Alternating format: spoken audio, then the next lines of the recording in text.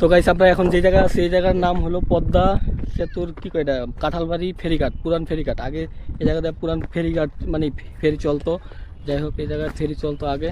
তো পদ্মা সেতু হওয়ার পরে এই জায়গাটা এখন খালিয়া পড়ে রয়েছে, চারপাশে কুত্তা আছে, অনেক মানুষও আছে।